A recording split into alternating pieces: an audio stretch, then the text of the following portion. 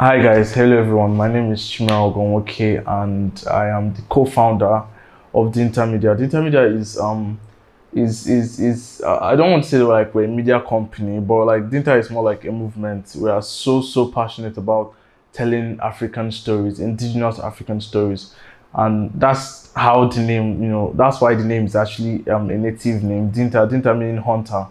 So basically, we hunt for beautiful stories, yeah. But then, personally, I'm actually a videographer and a content creator. Well, I didn't really look at myself as a content creator till I actually got in the space of people who actually call themselves content creators. So basically, I've been doing content creation like unconsciously, just trying to put out really awesome and nice content out there. I've been doing it for quite a while. I think since I officially started in 2018, 2017-ish. 2017, I knew this was what I really wanted to do. But then 2018 was when we now had to kickstart everything and actually, you know, take it to the next level. All right, so how did we start? Well, the Intermedia, it's not my own inception at all. The Intermedia is owned by my elder brother, Chima. Okay, he's the founder. He's the main founder. Again, I'm just saying co-founder because I don't know. Maybe I just want to bear the name co-founder, but I'm actually his boy. You get, I'm basically under the Intermedia. You get, the Intermedia is the one like managing me, even though I'm not an artist. I think I think managers only manage artists.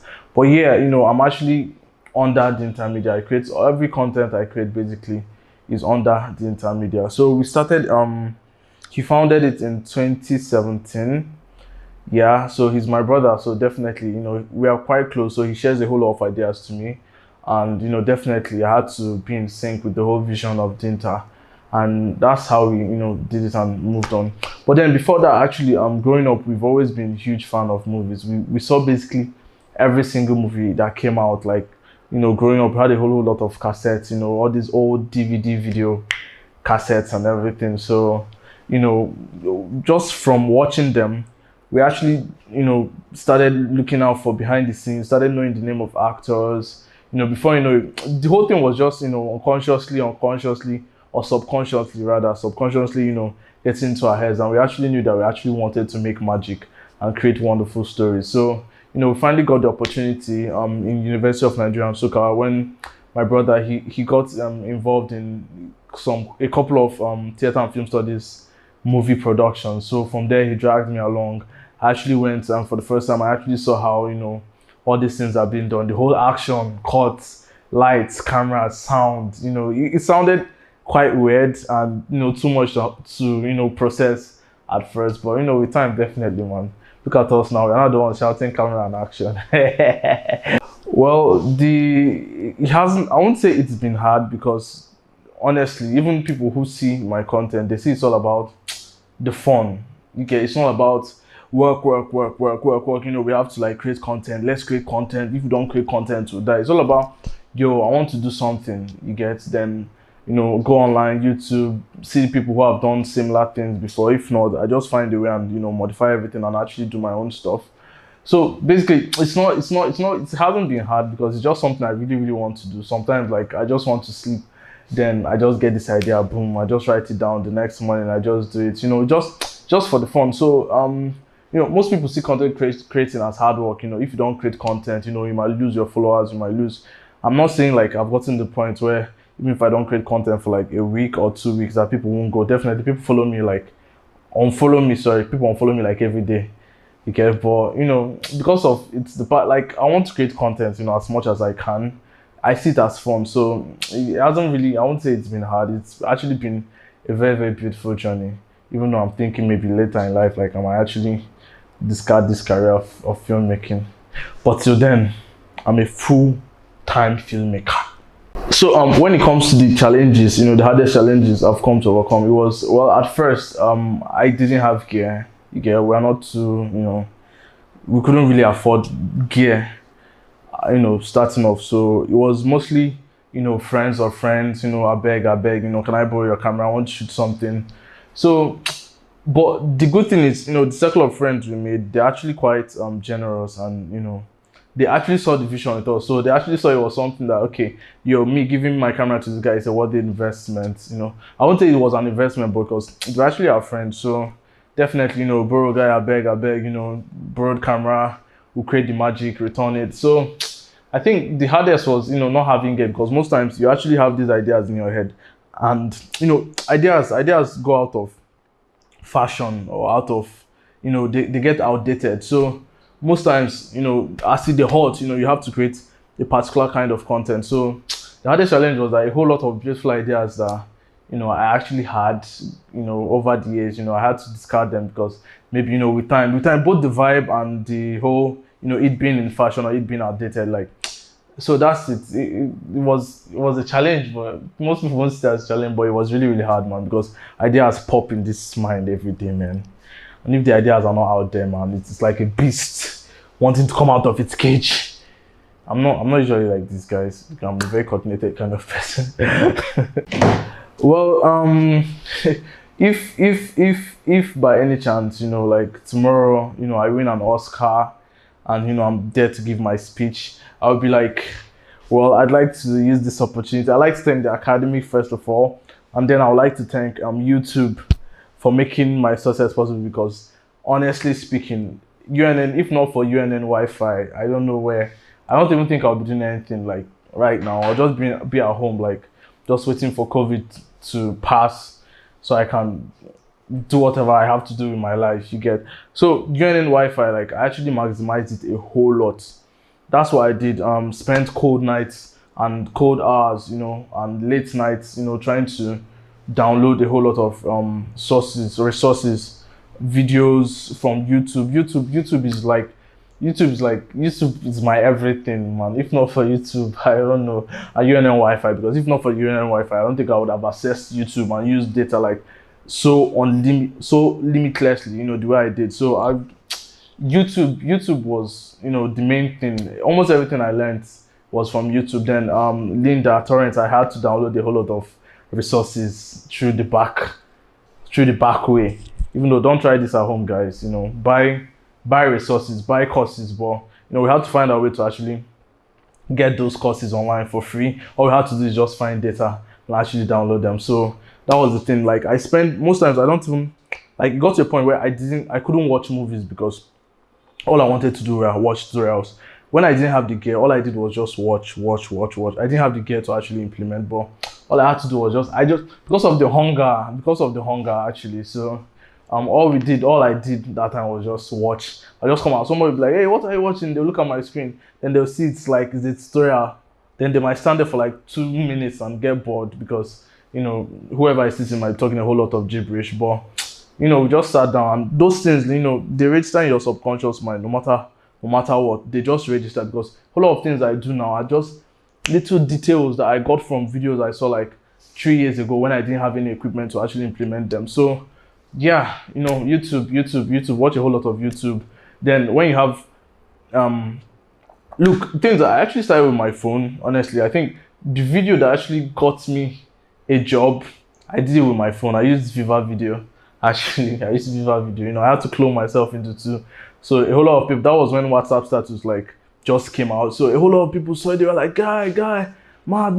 People told me send it to them. So people uploaded. So one guy was now like, yo, I saw your job, I like your job, I would like you to edit my movie.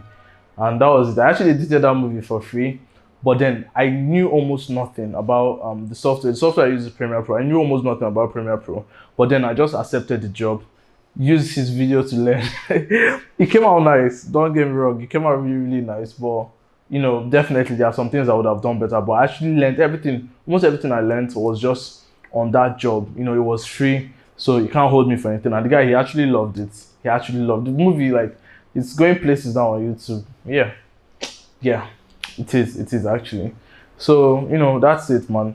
The software I use Premiere Pro, I use After Effects, I use I'm not really good with Photoshop, but if you really, really want to delve into a whole lot of design and graphics and motion graphics and animation and stuff like that, you really need to learn Photoshop and graphics design generally.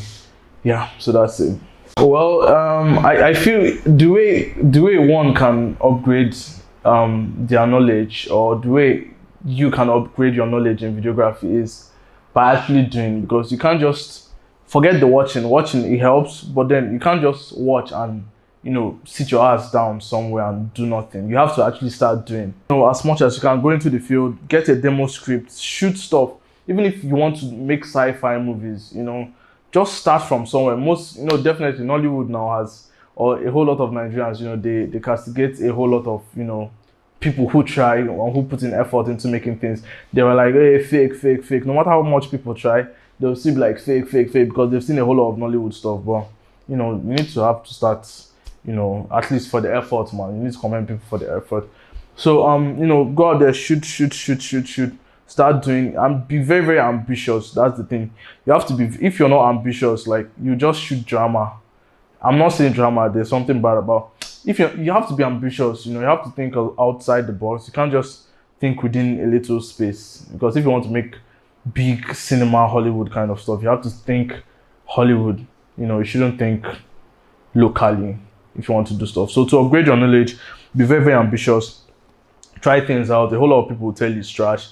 You 2-3 months after, when you see it, you still know it's trash, but then you keep doing, man. Life, no regrets, only lessons. No regrets, only lessons. That's like the rule I abide in. If you want to do anything in life, you want to fall in love, anything, no regrets, man. No regrets, only lessons. I think it should be my thing, like, no regrets, only lessons. Okay. Well, what pushes me? The thing is, I really want to tell a whole lot of beautiful stories in this world, because I know, like, a whole lot of people have stories to tell. And my own role, or what I feel maybe my own role in this life, is to actually, give them a platform to actually tell those stories. So, yeah, I want to tell stories, man. I really, really, really want to tell stories in this life. So, if I'm not telling the stories that I feel I really want to put out there, then I don't know, man. So, what's my advice to upcoming videographers? Well, I'm still an upcoming videographer myself, but I think I really try, and I think that's actually what makes it count.